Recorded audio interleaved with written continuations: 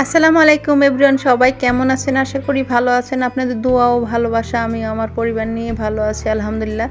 তো এখানে বাজার থেকে কি সবজি নিয়ে আসছে আপনাদের সাথে শেয়ার করব। দেখুন কি সবজি নিয়ে আসছে। তো শালগম, আর গ্রামে তো এমনিই তরকারি একটু দাম কম থাকে, তো আমাদের এখানে তরকারি একদমই দাম কম। এই শালগমটা হলো 10 টাকা কিলো, আর এই সিমটা হইলো 10 টাকা কিলো, আর এই আলুটাই 30 টাকা কিলো। তো আলুটাই দাম বেশি, সব সবজির দাম কম। আর এটার অনেকেই শালগম বলে, অনেকেই। তো এখানে মূলো আছে, মূলা 10 টাকা কিলো। এই মূলাটা এমনিও ভাত দিয়ে কাঁচা চাবিয়ে খেতে ভালো লাগে। তো আমি সিমগুলো পোকা দেখে করে নিলাম। আলুটা এখন ভাজির সিস্টেমে কেটে নেব।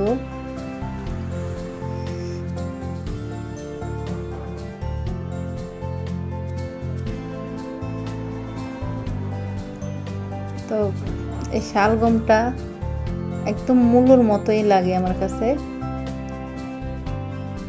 মিষ্টি মিষ্টি আছে, খেতে মূলার মতোই লাগে, কিন্তু এক একটার কোয়ালিটি এক রকম। তো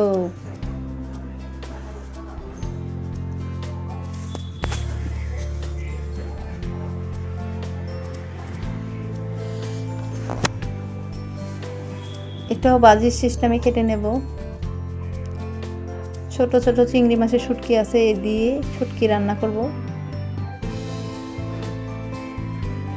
আমরা সাধারণ মানুষ, সাধারণ রান্না করি, অসাধারণ কিছুই হয় পারি না বা করি না, তো চেষ্টা করব।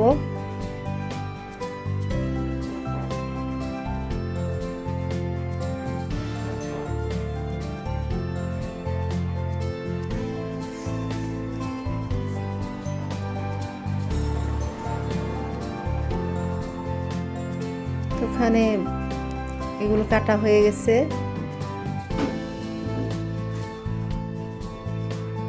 আমি সিমগুলো কুচি কুচি করে কেটে নিয়েছি। তো এখন কড়াই বসিয়ে দিলাম। এখন পেঁয়াজ কুচি, রসুন কুচি দিয়ে দিলাম।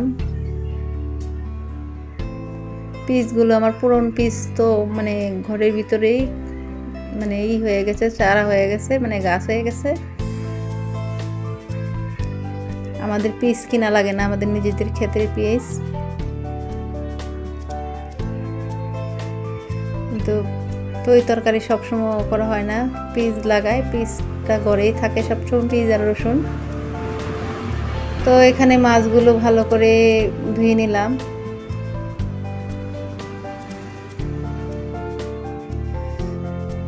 চিংড়ি শুটকি তো মানে শামুক টামুক থাকতে পারে, সেজন্য ভালো করে দেখে শুনে বেছে রেখেছিলাম আগেই, এখন ধুয়ে নিলাম।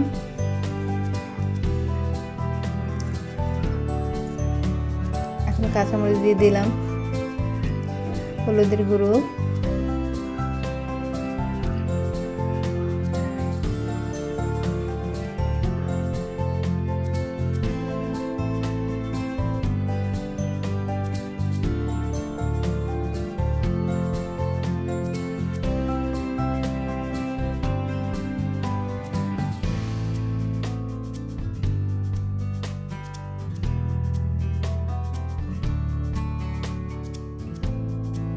পরিমাণ পানি দিয়ে দিলাম কষানোর জন্য।